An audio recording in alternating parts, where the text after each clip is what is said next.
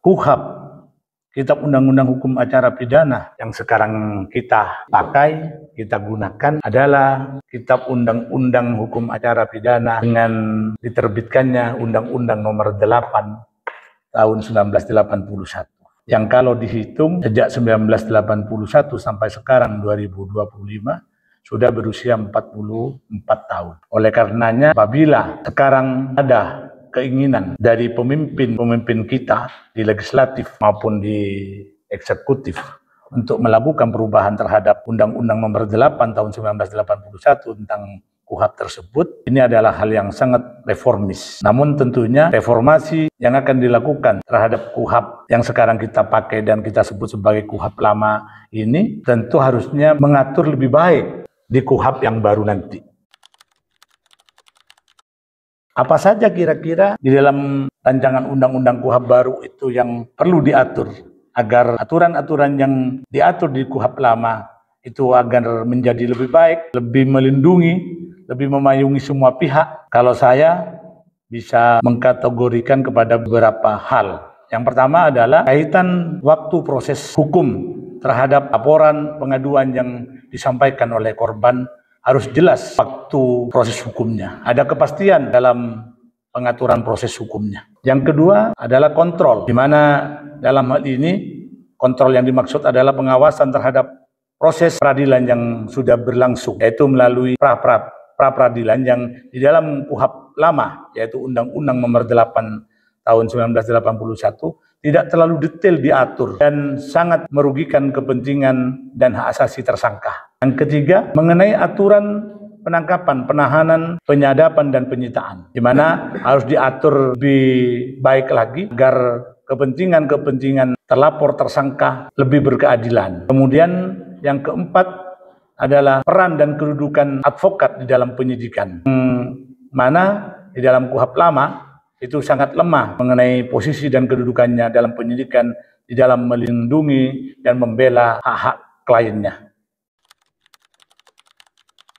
Apakah 4 hal yang saya sampaikan tadi sudah diatur dengan baik, rigid, detail, dan memayungi semua pihak, korban, tersangka, terdakwa di dalam rancangan undang-undang KUHP yang baru ini?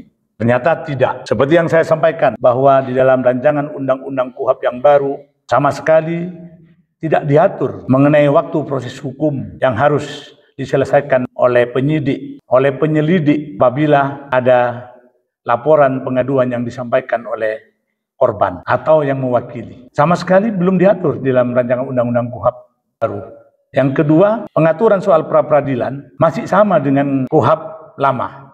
Di dalam rancangan undang-undang KUHP baru tersebut tidak diatur secara detail rigid bagaimana perlindungan terhadap hak asasi tersangka agar proses pra-peradilan itu tidak mudah digugurkan dan tidak sempit waktunya. Kemudian yang ketiga, kaitan dengan aturan penangkapan, penahanan, penyitaan, dan penyadapan. Terkait khusus penahanan, justru penyidik diberi kesempatan untuk semakin gampang melakukan penahanan.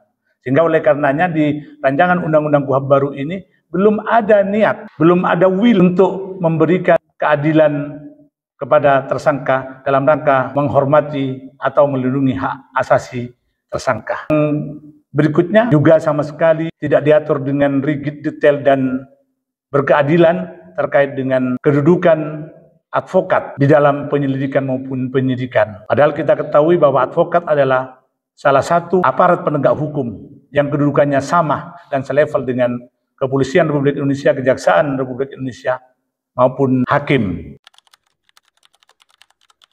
Ada satu hal lagi yang menurut saya menggelitik yang di dalam rancangan undang-undang KUHP baru ini telah diatur, yaitu terkait dengan bahwa Kepolisian Republik Indonesia menjadi satu-satunya penyidik.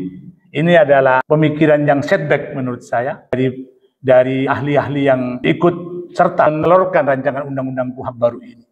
Karena dengan posisi Kepolisian Republik Indonesia selaku satu-satunya penyidik, maka ini tentu akan memberi kesempatan kepada Polri untuk lebih berkuasa dan diduga akan terjadi kesewenang-wenangan ke depan. Power to tend korup, kekuasaan akan mengarah ke korupsi itu akan terjadi apabila penyidik Kepolisian Republik Indonesia satu-satunya penyidik yang akan melakukan proses hukum. Terima kasih. Salam perubahan. Assalamualaikum warahmatullahi wabarakatuh.